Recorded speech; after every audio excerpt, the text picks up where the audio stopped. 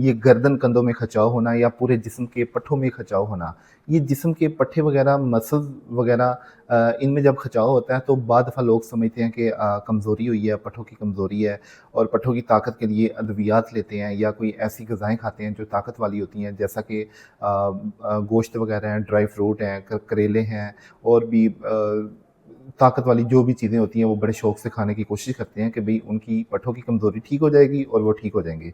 लेकिन ज़्यादातर 95% मरीज़ ताकत वाली चीज़ें खाने से मज़ीद बीमार हो जाते हैं।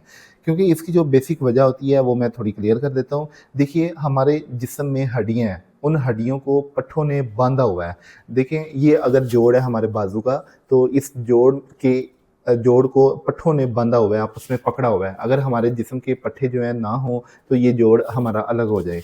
आपने देखा होगा कि अगर हम जानवर वग़ैरह ज़िबा करते हैं, तो उसकी जो टाँग काटते हैं, तो हम सिर्फ़ जो पट्ठे होते हैं, असाब होते हैं, उनको हम काटते हैं, तो उनकी टाँग अलग हो जाती है।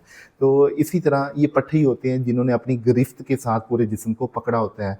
हमारी जो मूवमेंट होती है इन पट्ठों की खिंचाव तनाव की वजह से या पट्ठों में फ्लेक्सिबिलिटी की वजह से मूवमेंट होती है।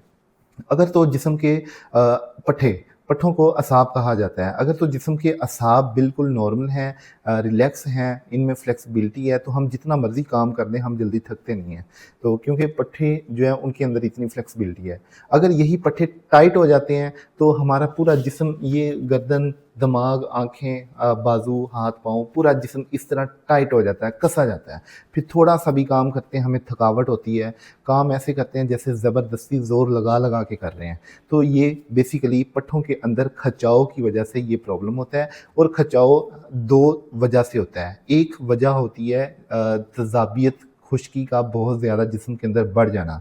जिन बंदों के जिस्म के अंदर खुश्की, तेज़ाबियत बढ़ती है, उनके जिस्म के अंदर गैस का प्रॉब्लम बहुत होता है, उनको कब्ज़ हो जाती है, उनको सर पे बोझ रहता है, दबाव रहता है, आँखों पे बोझ रहता है, मुँह गला खुश्क होता है, मुँह का ज़ायका ख़राब हो जाता है, कड़वा हो जाता है। इसके अलावा हाथ-पाँव सो जाते हैं, सुन्न हो जाते हैं या जिस्म में हीट निकलती है, गर्माइश महसूस होती है, नींद सुकून की नहीं आती। अगर नींद आती है तो ख्वाब ख़यालात में सारी रात गुज़र जाती है। तो इसके अलावा भी बहुत सारी अलामात हैं, तेज़ाबियत की अलामात होती हैं, खाने के बाद पेट में बोझ हो जाता है, पेट भारी हो जाता है, गैस कब्ज़ होती है। तो जब ये वाली अलामात होती है, इससे पता चलता है कि जिस्म के अंदर खुश्की, तेज़ाबियत का प्रॉब्लम है। तो इस कंडीशन में अगर आप खुश्की, तेज़ाबियत के मसले को कवर करते हैं, तो आप ठीक हो जाएँगे।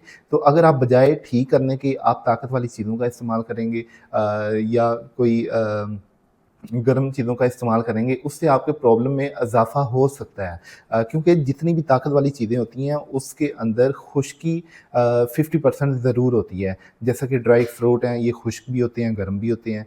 गोश्त खुश्क भी होता है, गर्म भी होता है। करेले हैं, इसके अलावा छोलियाँ, चने हैं, दालें वगैरह हैं, ये खुश्क भी होती हैं, गर्म भी होती हैं, या मोस्टली खुश्क होती हैं। तो इन चीज़ों के इस्तेमाल से जिस्म के अंदर पहले ही खुश्की ज़्यादा है और बढ़ जाएगी और बढ़ने से जिस्म और ज़्यादा मुतासर होगा, आप जो है पट्ठों में खिंचाव आपका मज़ीद बढ़ जाता है।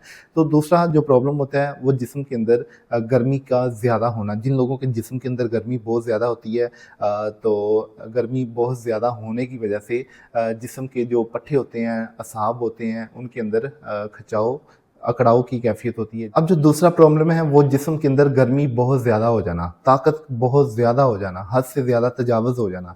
तो इस कंडीशन में घबराहट होती है, पेशाब पीला आता है, ब्लड प्रेशर हाई हो जाता है, या फिर गैस कब्ज़ का प्रॉब्लम नहीं होता। गैस तो बिल्कुल नहीं होती, उससे पता चलता है ये जिस्म के अंदर गर्मी की ज़्यादती की अलामत है। इस कंडीशन में हमने गर्मी को निकालना है। अगर ठंडी चीज़ खाएँगे, मे बी कि थोड़ा बहुत फ़ायदा हो, लेकिन मेन चीज़ बीमारी का हल ये होता है कि बीमारी को जिस्म से निकालें। अब ये 2 कैफ़ियतें हैं, दोनों सूरतों में हमने ऐसी ग़िज़ा का इस्तेमाल करना है जो ना तो तेज़ाबियत पैदा करे, ना ही जिस्म के अंदर गर्मी को बढ़ाएँ, बल्कि तेज़ाबियत को भी ख़ारिज करें, गर्मी को भी ख़ारिज करें। उसके लिए ज़रूरी है सब्ज़ियों में घिया तोरी, कद्दू, टिंडे, पेठा, पेठे का हलवा, पेठे का सालन, शलजम, शलजम का साग, शलजम हलवे की तरह, शलजम शोरबे वाले बनाएँ। दाल मूँगी को सब्ज़ियों में थोड़ा-थोड़ा मिक्स करके ज़ायका बदलने के लिए आप डाल के पका सकते हैं। और इसके अलावा इसमें सब्ज़ियों में लहसुन, अदरक, प्याज़, ज़ीरा, खुश्क धनिया, हल्दी, नमक, काली मिर्च वाला मसाला डाल के मज़ेदार सा सालन पकाएँ। इसमें सब्ज़ सुरख मिर्च आप ना डालें। तो जितना ज़ायकेदार सालन होगा, उतना खाने को दिल करेगा, उतना जल्दी हज़म होगा। एक वक़्त में 1 बाउल सालन का हो और आधी रोटी एक टाइम, उसके भी छोटे-छोटे पीस सब्ज़ी में डिप करके नरम करके आप खाएँ, इससे आपको बहुत फ़ायदा होगा। मीठे में गुड़ वाला दलिया दूध के बगैर खा सकते हैं, ये गंदम का भी हो, जौ का भी हो, दोनों दलिए जो हैं इस कंडीशन के लिए मुफ़ीद हैं। तो फलों में आप पपीता खाएँ, नरम मीठे अमरूद खाएँ, खरबूजा, तरबूज, गरमा, सर्रा ये चीज़ें फल बहुत ज़्यादा मुफ़ीद हैं, लेकिन इन फलों पे काला नमक, हल्की-सी काली मिर्च अगर हो सके तो लगा के खाएँ, नमक तो बहुत ज़रूरी है। तो आप कावा पिएँ, कावे में आप पुदीना, अदरक सौंफ ये 3 चीज़ें ज़रूरी हैं। अगर घबराहट वग़ैरह हो या दिल जो है वो खुशगवार ना हो, मूड खुशगवार ना हो तो इसमें छोटी इलायची भी डाल सकते हैं। तो इन 4 चीज़ों का आप कावा बना के गुड़ में या गर्म शहद में मतलब शहद को जब आप गर्म कावे में डालेंगे तो वो गर्म हो जाएगा। तो इसको आप फ़ॉलो करते हैं, इस डाइट को फ़ॉलो करने से इंशाल्लाह आपका नॉर्मल मसला इस डाइट को फ़ॉलो करने से ही ठीक हो जाएगा।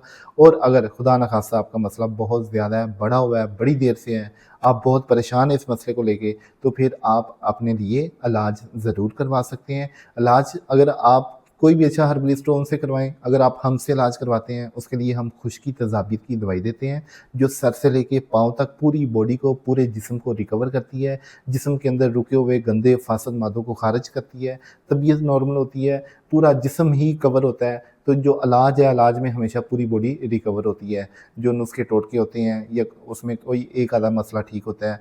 तो उम्मीद है कि आप मेरी बात से ज़रूर मुत्फ़िक होंगे। तो अपना बहुत सारा ख़्याल रखिएगा। सो टेक इट, अल्लाह हाफ़िज़।